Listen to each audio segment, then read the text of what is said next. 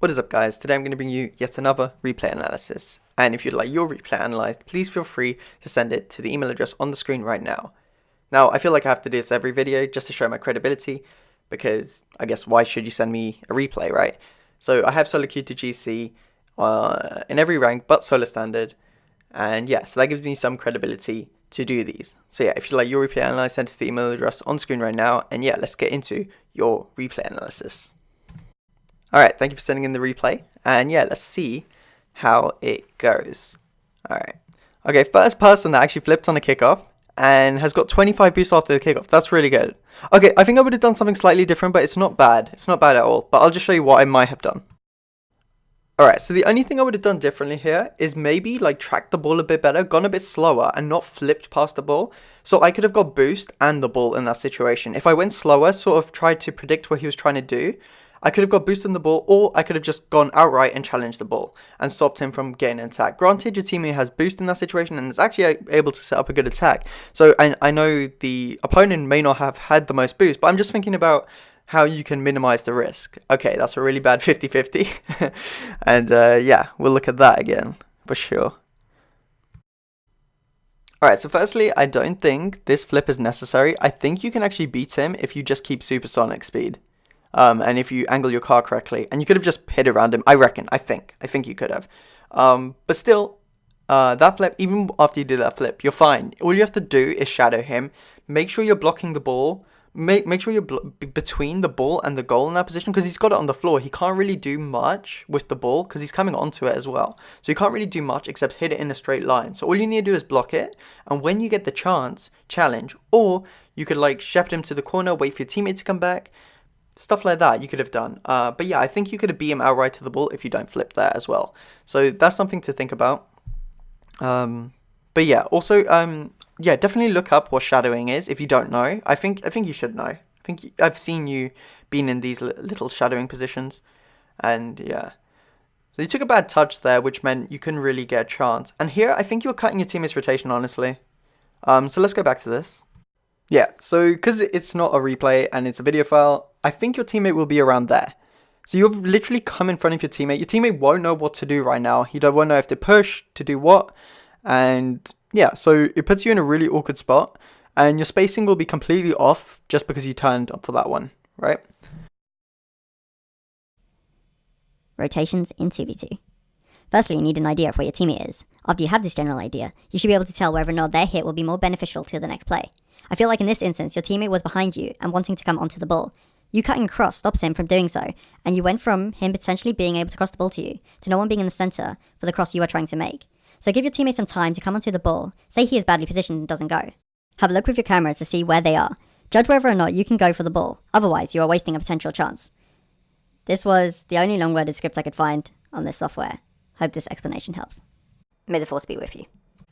Alright, so also I noticed that you flipped into this ball. Literally all you need to do is like fly into it, take a soft touch, land on the wall nicely, then you can follow it up. If you land on the wall nicely, you can like land on it and maybe even take a shot from that angle. I don't know. I feel like that's what I would do. Obviously, I've played a lot more than you and you've had a lot less hours because you're Diamond 1. But you know, like that's what I would do. And also I noticed that here you're supersonic. If you just stay supersonic, go up the wall, follow the ball, you'll beat him by a mile. You'll beat him by a mile, and you can actually set up an attack from there. But you sort of jump, waste out all your boost. Now you're just chasing the ball with 0 boost. In that situation, it's probably the correct thing to do, because you want to make him hit it, want to give it as easy as for your team as possible, but he gets a bad 50-50, and you do concede. So that's a shame. That's a little bit of a shame. But honestly, I think a lot of there was your fault. A lot of that was your fault. Because you cut rotation, you sort of you sort of weren't being efficient with the touches you were making. And you wasted out your boost a few times. Stuff like that. So yeah, you just need to be clear with your rotations. Honestly, rotations, they're like... So, okay, so how can I explain it? It's like, you need to be aware of your teammate's positioning and whether they've got a better hit than you.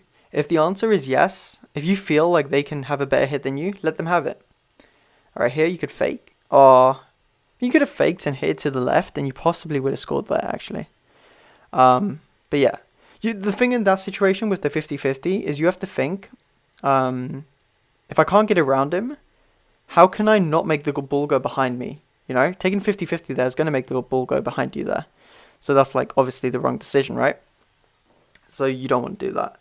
Alright, teammate's done really well. He may be able to get it in or across or something. Gets across. Okay, you're a little slow to that. You need to work on your fast aerial. So a fast aerial is where you double jump and boost at the same time, basically. Double jump, boost, lean. Well, jump, lean back, jump, and then boost, basically. And you can see the goal here. This is just because you couldn't read the wall. Honestly, it's hard to analyze these because I can't really give you tips on how to read the wall. It's something that you have to be able to do. Something you have to keep practicing. Just go for the ball. Just go fly for it. You'll eventually get it. I remember watching Rizzo and all these people. They would like it felt like they were jumping like 10 years before the ball even hit the wall, and they would hit it, and I was like, wow. Then I started trying it and realized it's not actually as hard as you think. It's definitely something that you get used to. And yeah, also everyone's like readjusting themselves tiny bits, micro adjustments in the air. So it's not like with people who are able to read those things on the wall, it's not like they know exactly where it's going. It's like, yeah, you do a jump, then you make these tiny adjustments. You know generally where it's going. That was a really good piece of dribbling there. You know kind of where it's going. And then you make these tiny adjustments, and then, yeah, you are able to read it, basically. So yeah. Basically the way I think most people do that. Alright, so your teammate gets it across. Okay, that's... Oh. Yeah, honestly, that guy should have dealt with it. That guy really should have dealt with it. I think his other teammate had it as well. Yeah, that's kind of poor from them. But it was good for your teammate to get that across in an awkward position, I guess. And yeah, it was pretty good. Great challenge from you. You might be able to get this, actually. Alright, good. Can I hit it? Oh, you need to put your nose more into... Oh, they should have saved it. Okay, so what I would say for these, you need to get your nose off the car to get into contact with the ball. And I don't know if you use controller or keyboard and mouse, but if you're using keyboard, press whatever the button is to move forward or to tilt your car forward. And if you're on controller, tilt your stick up if you're using that to look or whatever. And that should be going through the ball. That's the sort of motion it should be. Oh, yeah, like those kind of reads you kind of have to make. You have to kind of hit those ones. But yeah, with like hitting the ball, to get more power, you kind of want to direct your car through the ball. And also what that does is you know how sometimes you might hit the ball and then your car goes all wonky after you've done a hit? If you're pushing your stick through the ball, or your W key, whatever you're using to move forward, if you push that through the ball, your car won't go all wonky. It will follow the path of the ball, and that's how you actually hit these like really clean double touches, because your car doesn't move in the air. You're sort of counteracting the motion that your car would like go from the momentum of the ball, if that makes sense. If I've explained that correctly. Hope I have. But yeah, okay, you're sort of giving that away with that touch there. But yeah, that's fine. That was good, actually. So you realized your teammate was in a better position than you there. I just need you to do that more. Okay, there flipping into the ball was the right thing to do, because I think that opponent would have beaten you if you didn't do that. That's the only time you've done a right flip into the ball, onto the wall. Otherwise, you want to control it. You want to keep the ball as close to you as possible. You want to set up your next touch. Or okay, yeah, here. It's completely wrong to do that. You should have rolled it up the wall, followed it. You would have had boost to maybe like tap it off the wall and then gone for a shot after that, you know? So yeah. And again, yeah, these are really good chances. Just need to roll it up the wall, tap it off, and then jump and flip into it. It's basically all you need to do in those situations. So yeah, I hope this was helpful. I'll put everything I think you need to work on in the end. Hope I was clear with what I was saying, and hope I've shown exactly what I was thinking and stuff. And yeah, if you did enjoy the video or learn something, please feel free to like, comment, and subscribe, and I'll see you in the next one.